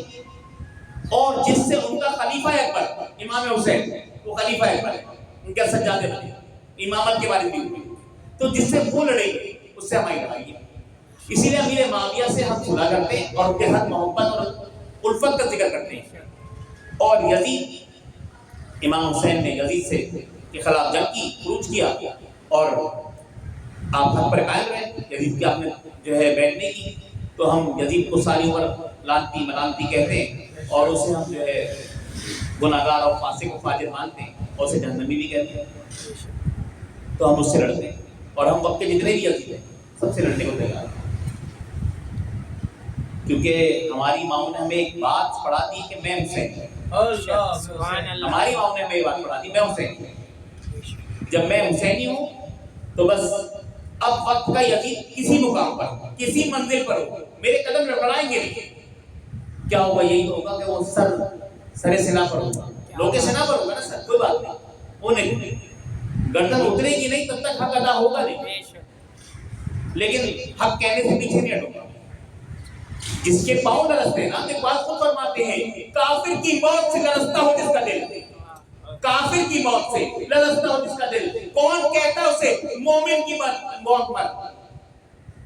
کون کہتا ہے اسے اہل ایمان کی موت مر؟ بھائی تو یہ ایمان کی موت نہیں مر، اس سے کافر کا دل لرزتا ہے تیری کافروں کی موت دیکھ کر، تیرے بس کی بات نہیں ہے.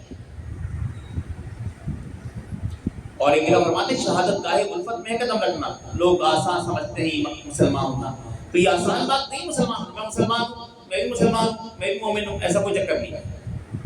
آپ جب اس قربانیوں کے زمرے میں آئیں گے نا، جب یہ کریں گے تو آپ مومن ہو جائیں گے. اور پھر امام حسن کو کیا القابات دی؟ یا عالم المومنین، یا ذلیل المومنین، اے مومنوں کو سر نیچا کرنے والے، اے مومنوں کو ذلیل کرنے والے. انہی 40,000 کے لشکر میں یہ لفظ امام حسن کے بارے میں کہے. آج سن کر سینے میں تکلیف ہوتی ہے کہ رسول اللہ کے نام سے وہ اتنی لعن طعن کی گئی، لیکن آپ نے اس آر کا کوئی وہ نہیں لیا. آپ نے کیا کیا؟ بس صلح کرا. وہ کچھ بھی کر لے. اور پھر کیا ہوا؟ اس طرح سے ہوا معاملہ کہ آپ کو 7 مرتبہ زہر دیا گیا، 7 بار زہر دیا گیا. اور آخری بار میں آپ کا جگر کے ٹکڑے کٹ کے منہ سے باہر آ گئے الٹی. یہ 7 بار سے، لیکن پھر بھی آپ نے قدم نہیں ہٹایا پیچھے، حد سے پیچھے نہیں ہٹے آپ.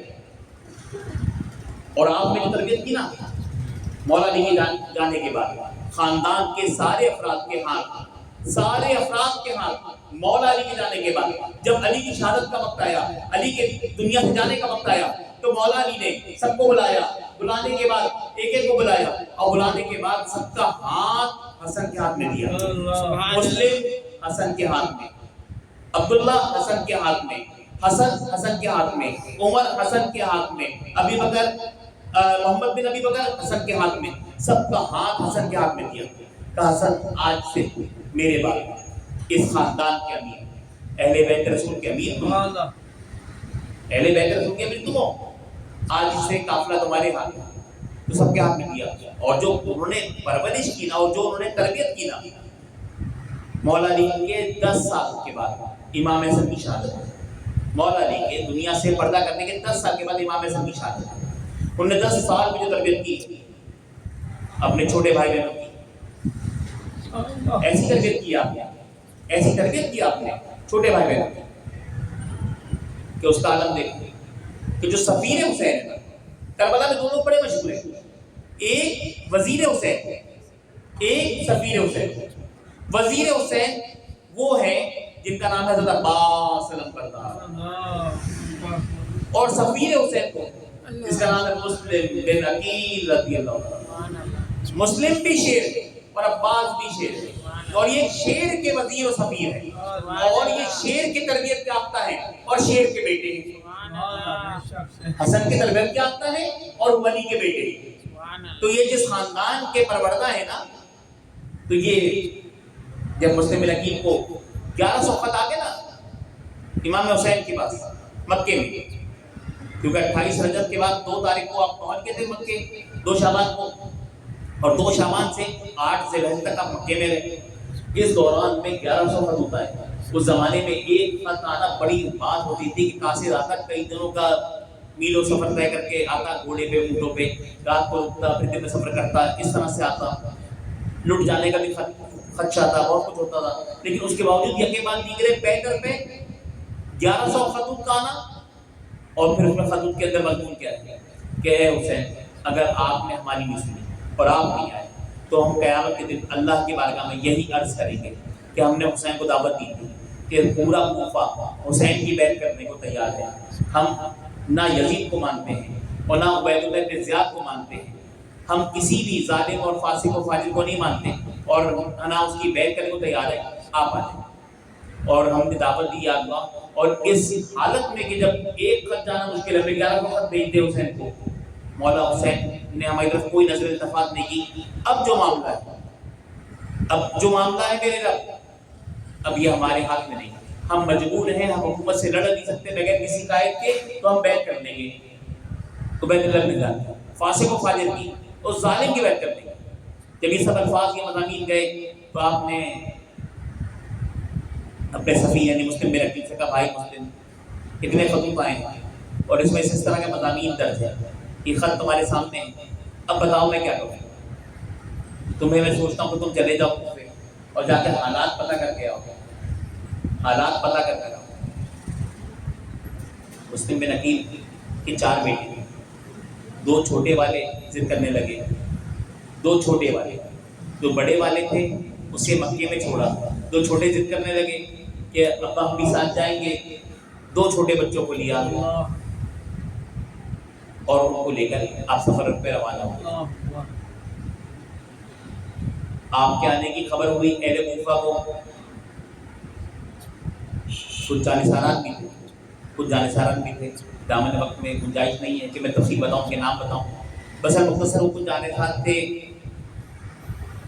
انہوں نے بیعت کی. ان کو دیکھ کر اہل کوفہ میں 45,000 لوگوں نے بیعت کی.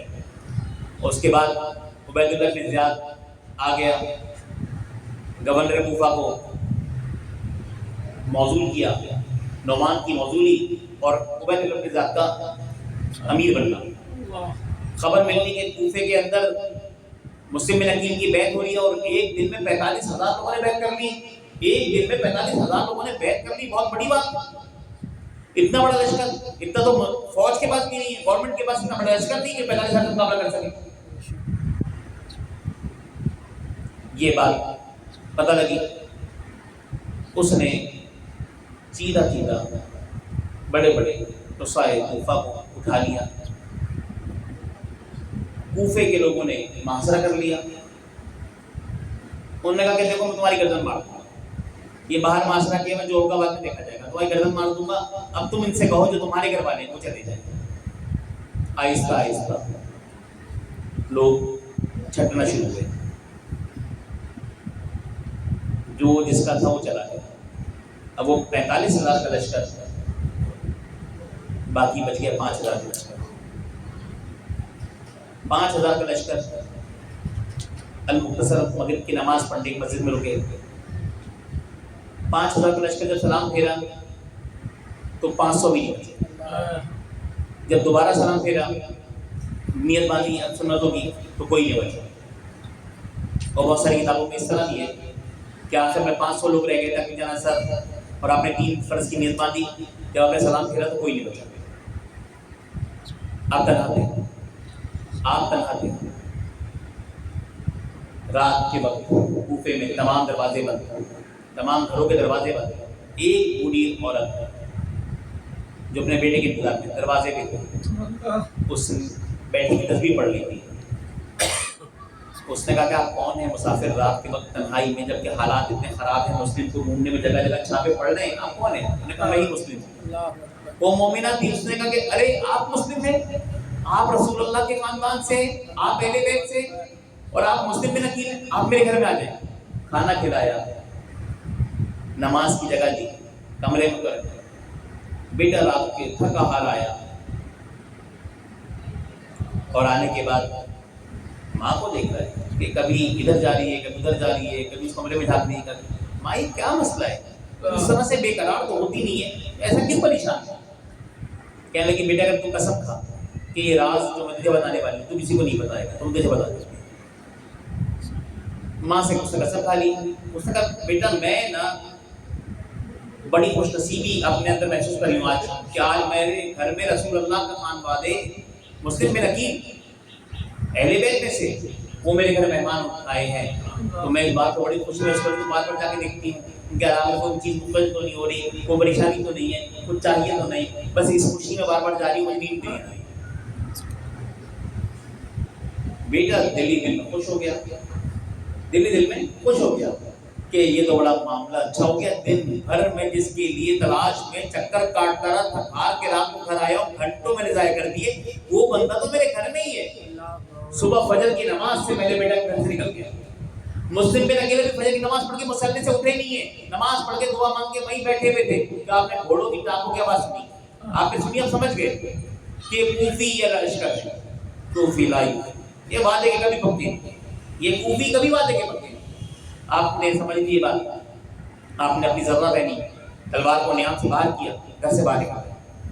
جو محسن ہے اس کے گھر کو تکلیف نہیں دوں گا، جو محسن اعظم ہے رب تعالیٰ جب حسین اس کے گھر کو نہیں چاہتا کہ حسین کے خون سے اس کا گھر رنگا جائے، وہ باہر نکل گئے، تو پھر مسلم میں رکیل جو حسین کے سفیر ہیں وہ حسین جیسے حضرت کریں نہ کیسے نہ کریں گے، اسی لیے انہوں نے جو ہے وہ اس کا گھر سے باہر نکل گئے۔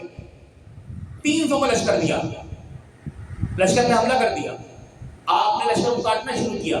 خبر ابن عبید اللہ کی ذات تک پہنچی، اگر جاہل آدمی نے تجھے 300 کا لشکر اس لیے نہیں دیا تھا کہ تو کیا لڑنا شروع کر، تجھے کس نے کہا لڑ، کہا کس نے لڑ، تو جانتا نہیں وہ مسلم ابن عقیل ہے،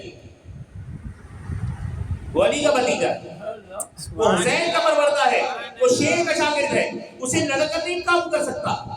پیار محبت سے دھوکہ دے، فریب دے، دجل کر، اگر تجھے اہل بیت کو قابو کرنا ہے تو دھوکے سے، جھوٹے وعدے سے، فریب سے کر سکتا ہے، لڑکے نہیں کر سکتا۔ یہ شیروں کا خاندان ہے، سبحان اللہ، یہ شیروں کا خاندان ہے، یہ تو بہت بہادر ہے، موت تو یہ اپنی ہتھیلی پہ لے کے گھومتے ہیں، ان سے زیادہ کسے یقین ہوگا کہ مجھے مرنا ہے، اپنی رب کیا جان دیں گے، تو یہ تو جان دے کے پھرتے ہیں ہر وقت، انہی کی تو تیاری پوری ہے۔ حقا تو بات ہی بلا تموتن، ان کی تو تیاری پوری ہے، ہماری اور آپ کی تیاری تھوڑی ہے، ہمیں ان تیاری نہیں ہے، ان کی تیاری ہے کہ یہ اللہ سے ڈرتے رہتے ہیں۔ دھوکہ دیا، کہا کہ میں لڑنے نہیں آیا، اب سے بس لا کے آیا. کہنے لگا میں لڑنے نہیں آیا، بس میں تو تمہیں یہ بات کہنے آیا تھا کہ دیکھو حسین آنے والے ہیں، تم بات سمجھو، معاملات بڑے حالات خراب ہیں، کوفے میں بہت سارے خطرے ہیں، بہت سارے مسئلے ہیں، چلو بیٹھ کر کوفے کی دارالعمارت میں بات کرتے ہیں کہ کیا کیا تیاری کرنی ہے، کیسے حسین کا استقبال ہونا چاہیے. جملہ دیکھیں کیسا مکھن کے ساتھ لپیٹ کر کہ کیسے کیسے حسین کے آنے کی آمد کی تیاری کرنی ہے، حسین کو بلاوانا ہے، یہاں پر حسین کی بیعت کی جائے گی، یہاں حسین کا حق ہے، حسین کو دیا جائے گا. میں نے کہا کہ میں بھی تو یہی چاہتا ہوں، میں کب لڑنا چاہتا ہوں. آپ نے تلوار نیام میں ڈالی، ساتھ چلے گئے. جب چلے گئے اور دارالعمارت میں چلے گیا تو آپ کو گھیر لیا گیا، اب آپ کو گرفتار کر لیا، گرفتار کر لیا گیا. اب آپ کے بالوں میں ہاتھ ڈالا، بالوں میں ہاتھ ڈالا، اور ہاتھ ڈالنے کے بعد بالوں کو پکڑ لیا جکڑ کے، اور پھر عبید اللہ مرزا کے سامنے لے گئے، آپ کو باندھ دیا زنجیروں سے، اور پھر کہہ رہے ہیں کہ یہ عبید اللہ مرزا امیر کو سلام. مسلم میں لکیر کہ خون کے اندر جو رگوں میں جو خون ہے وہ تو ہاشمی خون ہے نا، اور یہ ڈرنے والا خون نہیں ہے. ہاشمی خون ڈرنے والا خون نہیں ہے. کیا کہنے لگے کہ میرا امیر بس حسین ہے، میرا جو امیر ہے نا وہ بس حسین ہے، اس کے علاوہ کوئی میرا امیر نہیں. لوگ امیر کو سلام کرو، انہوں نے کہا میں نہیں کرتا، میں نہیں کرتا اس فاسق کو واجب کو سلام. فاسق کو ویسے بھی سلام نہیں کرنا چاہیے، جو اعلانیہ گناہ کرے اسے ویسے بھی سلام نہیں کرنا چاہیے. تو یہ میرا امیر حسین. وہاں امام حسین مکے سے نکل چکے ہیں، کا اپنا سفر جاری ہے، وہ چلے جا رہے ہیں کسی منزل کی طرف، وہ کوفے کی طرف نکل رہے ہیں، کیونکہ ایک خط جو پہنچا تھا نا کہ یہاں حالات بالکل بہتر ہیں، اس خط کے آسرے پر آپ نکل گئے. اب وہ کوفے کی طرف چل رہے ہیں. ابھی مقام سالبیہ پہ پہنچے، کئی منزل دور ہے کوفے سے، مقام سالبیہ پہ پہنچے، آپ نے اپنے گھوڑے کو روک لیا. چاش کا وقت ہے، آپ نے اپنے گھوڑے کو روکا، سفر شروع ہوا، تھوڑی دیر میں رک گیا. ایسا کیا ہو گیا؟ حضرت عباس نے پوچھا، سیدہ زینب نے پوچھا، بھائی حسین کیا ہو گیا؟ آپ نے مسلح بچھا دیا. انہوں نے کہا کہ میرا سفیر مجھے آواز دے. امام حسین کہتا کہ میرا سفیر مجھے آواز دے رہا ہے. کبھی کہا تو نے کہاں آواز دے رہا ہے؟ ہمیں تو کچھ نظر نہیں آ رہا، کچھ نہیں دکھائی دے رہا. آپ نے اجازت امامت حضرت عباس جو کہ مسلم کے بہنوئی ہیں، عباس کی بہن کے شوہر مسلم، چچا بھائی بھی ہیں اور بہنوئی بھی ہیں، دونوں رشتہ ہے. سیدہ زینب کے بھائی ہیں اور آپ نے پرورش کی ان بچوں کی. تو اب جو صورتحال ہے کہ وہ دونوں بیٹھے، آپ نے ان کے آنکھوں پہ ہاتھ پھیرا، ان کے سامنے سے حجابات ہو گئے. اجازت امامت یہی ہے کہ آپ جو چاہیں دکھا دیں، جب چاہیں دکھا دیں. تو جب کسی کی کچھ بکتی ہوتی ہے نا تو امام حسین کو نظر کرم کرتے ہیں تو سارے حجاب اٹھا دیتے ہیں. جب اٹھاتے ہیں تو اس کو امام حسین کا روزہ نظر آتا ہے، امام حسین نظر آتے ہیں، ان کا دیدار ہو جاتا ہے. تو یہ حجاب ان کے ہاتھ میں، جب چاہتے ہیں ڈال دیتے ہیں اور جب چاہتے ہیں اٹھا دیتے ہیں. تو اٹھا دیا تو دیکھا کہ ایک قیدی اسے لے کے جا رہا ہے. پوچھ لی سے بھائی یہ قیدی کون ہے؟ انہوں نے کہا یہ مسلم، یہ مسلم قیدی کو لے کے گئے. امام حضرت مسلم کہتے ہیں کہ میری 3 آرزو ہیں. ایک وفے والوں، تم نے میرے ساتھ بے وفائی کی، تم نے میرے ساتھ بے وفائی کی، کل میری بیعت کی تھی اور آج میرے موت کا تماشا دیکھنے آ کھڑے ہو. میری 3 آرزو انہیں پوری کر لینا. کہا کہ جب میرا لاش یہاں سے گر جائے تو اسے تدفین کر لینا. کہنے لگی جو میری تلوار ہے یہ لے لو اور اس سے بیچ کر میرا قرضہ فلاں فلاں کا ہے وہ ادا کر دینا. اور کہنے لگے کہ عیسیٰ ایک خط حسین کو لکھ دینا، میرے حال احوال کی خبر دے دینا، کہنا کہ آپ کا سفیر دنیا سے چلا گیا اور اب آپ یہاں نہیں آئیے گا، یہاں حالات بدل چکے، یہ خبر دے دینا. آپ کو جلادوں نے دارالعمارت کی چھت میں سے گردن کاٹا، جسے نیچے گیا، سر ہاتھ میں رہ گیا. وہ سر آپ کا رسی سے باندھ کر دارالعمارت جو کوفے کے صدر دروازہ ہے وہاں پر لٹکا دیا گیا. کوفے کے صدر دروازے پہ اسے لٹکا دیا گیا اور عبید اللہ مرزا نے اعلان کرا دیا کہ اگر اسی نے بھی ان کی کسی بات پر، کسی بھی وصیت پہ عمل کیا تو اس کے پورے خاندان کو جلا کے رکھ دیا. تلوار کو میں اپنے سپر سلار کو دوں گا، تلوار کو اپنے سپر سلار کو دوں گا. یہ مسلم کی تلوار ہے، ان کی لاش یہی پڑی رہتی ہے کیل کوں کے لیے. اور حسین کو جس نے خط لکھا تو سمجھتے اس کا وہ آخری خط، کوئی حسین کو کوئی خبر نہ ہے، حسین کو آنے دو، ہم تو چاہتے ہیں حسین بھی آئے۔ ابو عبید اللہ نے جا کے الفاظ، ہم تو چاہتے ہیں حسین بھی آئے تاکہ میں اپنی آرزو پوری کر کے یزید سے اور انعام اور اکرام حاصل کروں۔ بس یہ مضمون تھا۔ امام حسین یہ سارا منظر دیکھنے کے بعد اٹھ کے گئے اس خیمے میں جہاں پر حضرت مسلم کی بیٹی تھی، اس جگہ گئے اور ان کے پاس جانے کے بعد مسلم کی بیٹی کو بلایا اور سر پر ہاتھ رکھا اور محبت و شفقت کرنے لگے کہ بیٹا، آج کہنے لگے کہ بیٹا میں تمہارا باپ ہوں، تمہیں کوئی آرزو ہو نا، کوئی مراد ہو تو تم مجھ سے کہنا۔ اللہ اکبر۔ تو حضرت مسلم کی جو صاحبزادی تھی، اہل عرب بڑے زیرک ہوئے، وہ کہنے لگی چچا جان کیا میرے بابا دنیا سے چلے گئے، شہید ہو گئے؟ چچا کیا میرے بابا شہید ہو گئے؟ امام حسین نے بیٹی کو سینے سے لگا دیا کہ ہاں بیٹا مسلم شہید ہو گئے، اب میں ہی تمہارا باپ۔ یہ مقام گزرا اور آہستہ آہستہ قافلہ اس مقام پہ پہنچا، ایک زمین پہ پہنچا۔ انہوں نے کہا کہ کسی سے پتہ کرو زمین کا نام کیا ہے، کسی سے پتہ کرو زمین کا نام کیا ہے۔ ایک شخص سے پوچھا تو انہوں نے کہا کہ غازیہ، ایک نے بتایا ماریہ، ایک نے بتایا نہر یلغم۔ ایک بوڑھے سے پوچھا اس زمین کا نام کیا ہے تو کہنے لگے ایھا الکربلا۔ تو آپ نے کہا کہ یہ میرے نانا جان کا فرمان سچ تھا کہ یہیں پر ہمارے اونٹ بیٹھیں گے، یہیں پر ہمارا شہادت ہوگی، یہیں پر ہماری قبریں بنیں گی اور یہیں ہم دفن کیے جائیں گے، یہ زمین ہے یا ایھا الکربلا۔ بس یہ کہا آپ نے اور آپ نے کہا انا للہ و انا الیہ راجعون۔ اللہ تعالیٰ ہم سب کو امام حسین کی محبت اور مودت اس دنیا سے ساتھ لے کے جانے کی توفیق عطا فرمائے۔ اللہ تعالیٰ ظالموں کا مراشہ کرے اور ہمارا حال حسین مظلوم کے ساتھ کرے۔ وما علینا البلاغ۔